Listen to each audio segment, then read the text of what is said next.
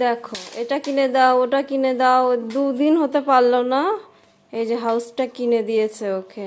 আর ভেঙে টেঙে কি অবস্থা, উপরেরটা তো খুলে ফেলেছে, আর এবার এগুলো সব ভেঙে ফেলছে। কি কষ্ট করে লাগিয়েছি এটা, আরে প্রথমে পাচ্ছিলামই না, এটা দিয়ে যাওয়ার পরে লাগাতেই পাচ্ছিলাম না। আর দেখো ভাঙছো কেন? তুই পারবে? পারবে না তো।